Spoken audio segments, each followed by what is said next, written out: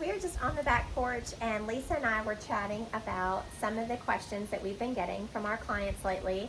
And we keep getting a lot of conversation about new construction. So we thought, you know what, we're just going to make a little video and share with y'all some of the conversations that we've been having with some of our clients. Yeah, so one of the main questions that we have, Amy, is opportunities for new construction. What opportunities are available right now for new construction?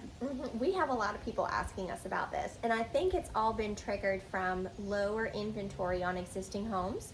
So a lot of our clients are curious, are there any opportunities right now for new construction? In the past, when spring was kind of at its peak, yes, there was new construction and there were waiting lists and there were multiple offers, even in new construction.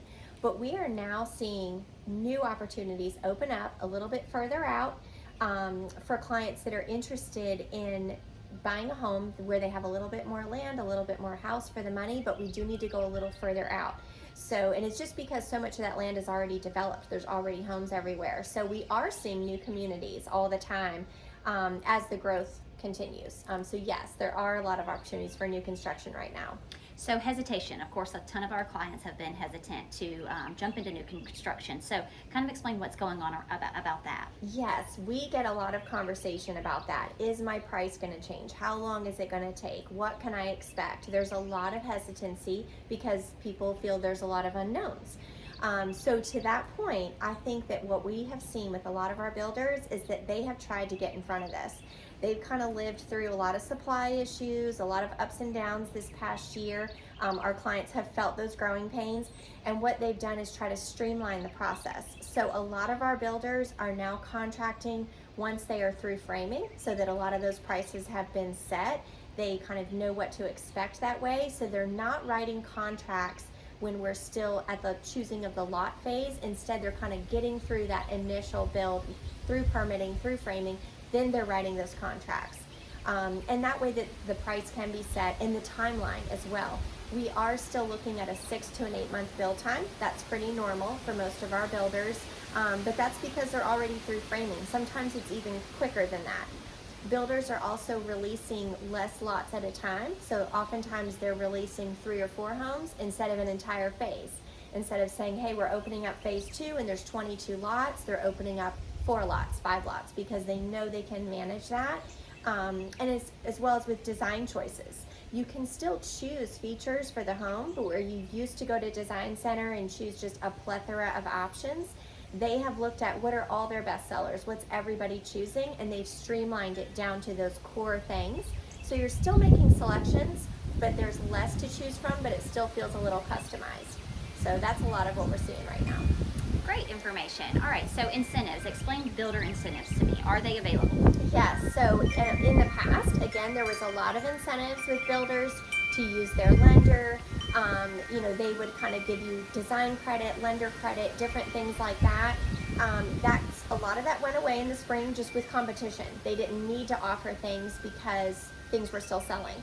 But now we're starting to see that come back. We're starting to see in these newer neighborhoods that are a little further out, builders are now offering those incentives again to work with their lender to do things all in-house. And I think a lot of it just comes from managing the transaction and being able to have a little bit more control. They know that their buyers that are going under contract are pre-approved because it's their lender, and they're just sort of managing that transaction. So yes, we are starting to see incentives come back towards closing costs and towards design. All right, so one other question. So explain why we need an agent. A lot of times our clients don't realize they need an agent. They think the on-site agent is there to help them. So kind of explain to us why they do need an agent. Yes, yeah, absolutely. So I love on-site agents. They are our partner in the transaction. They're very helpful. They know a lot about that particular neighborhood, about what their builder does, but they are there to represent the builder. That is their job. So yes, they are very helpful and they are a partner. But what we do is we actually guide you through the process, not only of writing the contract, how to get the offer accepted, especially if we are competing with other buyers. And then once we do go under contract, just setting the expectations. We're there with you when you are making design selections and what's going to be the best way to spend your money. So a lot of times you don't just walk in at the contracted price. You're still making choices. There might be lot premiums, design features, and we can help guide you on where to spend that money and where you're going to get the most return on your investment. Also with inspections, when do we do them? Why do we do them?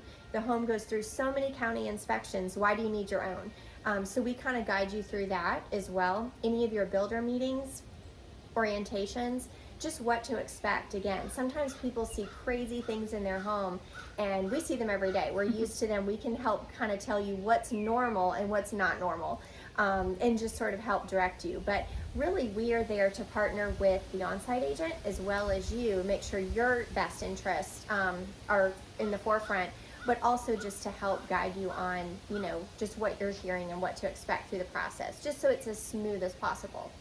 Excellent. Thank you so much. I really appreciate all this information. Yeah, so if you guys are interested in new construction, it's definitely worth a phone call just to kind of sit down and figure out where is it you're trying to move. How do we go about getting you there, whether you're currently renting or you own a home, what does that process look like, and then what you can expect from building a home in today's market. So we'd be happy to have those conversations with you. Reach out to us anytime.